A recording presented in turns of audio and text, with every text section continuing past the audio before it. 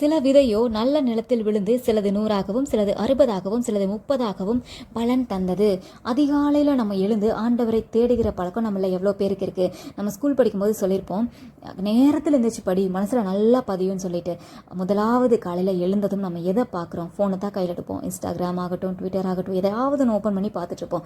ஆனால் முதலாவது எழுந்ததும் டைமை பார்க்கலாம், இந்த நேரம் ஆயிடுச்சு. எந்த நேரத்தில் எழுந்தாலும் ஆண்டவரை ஸ்தோத்திரிக்க கற்றுக்கொள்ளுங்கள். ஆனால் எழுந்த வேண்டிய டைமில் அதிகாலையில் எழுந்திருக்கும் பொழுது முதல்ல ஆண்டவருடைய வசனத்தை, வேதத்தை திறந்து ஆண்டவருடைய வசனத்தை கற்றுக்கொள்ளுங்கள். அட்லீஸ்ட் ஒரு அதிகாரமாவது படிங்க. படித்து ஜெபம் பண்ணிட்டு உங்கள் அன்றாட வேலைகளில் நீங்கள் தொடங்கலாம். படிக்கிற பிள்ளைங்களாக இருந்தால் முதல்ல அட்லீஸ்ட் ஒரே ஒரு அதிகாரமாவது படித்து முடிச்சுட்டு உங்கள் வேலைகளை ஆரம்பிங்க.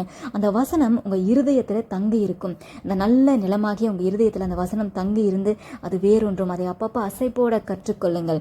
ஆண்டவரோட உங்கள் இருதயத்தில் பேசிக்கொண்டே இருங்க. வீணான சிந்தனைகள் நம்ம இருதயத்தில் வர வேண்டாம். ஆண்டவரை பற்றி யோசிங்க. அவர் அன்னைக்கு படித்த வசனத்தை ஜஸ்ட் அதை திங்க் பண்ணிக்கிட்டே இருங்க. திரும்ப திரும்ப அதை சொல்லிக்கொண்டே இருங்கள். ஒரு நாளில் ஒரு வேளை ஒரு ஆபத்துகள் வரலாம், ஒரு குழப்பமான ஒரு சூழ்நிலை வரலாம். நீங்கள் அன்னைக்கு எடுக்க வேண்டிய அந்த முடிவுகளில் அந்த வசனம் உங்களோடு பேசும். அது உங்களை சரியான பாதையை நோக்கி இந்த வழியாக நீ போன்னு சொல்லி உங்களை டைரக்ட் பண்ணும்.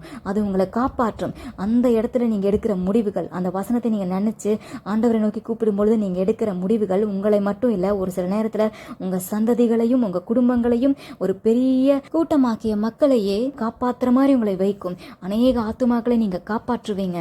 நீங்கள் அந்த இடத்துல பெரிய காரியங்களை செய்வீங்க. வசனத்தை மறந்துடவே கூடாது. உங்கள் இருதயத்தில் வசனம் வேரூன்றி இருக்கணும்.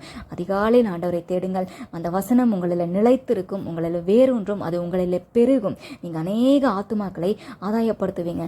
அநேக ஆத்துமாக்கள் உங்களால் காப்பாற்றப்பட்டிருப்பாங்க. வசனத்தை இங்கே மறக்கக்கூடாது. நீங்கள் ஆவிக்குரிய வாழ்க்கையில் பெருகணும். அதே போல் உலக பிரகாரமான வாழ்க்கையிலையும் ஆண்டவரை நம்பி அவரை முதலாவது நிறுத்தும் போது ஈசாக்குக்கு எப்படி 100 மடங்கு பலன் கிடைத்ததோ அதே போல் உங்களுக்கும் கிடைக்கும். 100ஆக 1000ஆக நீங்கள் அதிகமாய் பெருகுவீர்கள். கர்த்தரை முதலாவது தேடுங்கள். உங்களுடைய ஆவிக்குரிய வாழ்க்கையில், உலக பிரகாரமான வாழ்க்கையில் எல்லா நன்மைகளிலும் நீங்கள் குறைவுபட மாட்டீங்க. 1000 மடங்குகளாக நீங்கள் பெருகுவீங்க. கர்த்தரே உங்களை ஆசீர்வதிப்பார்.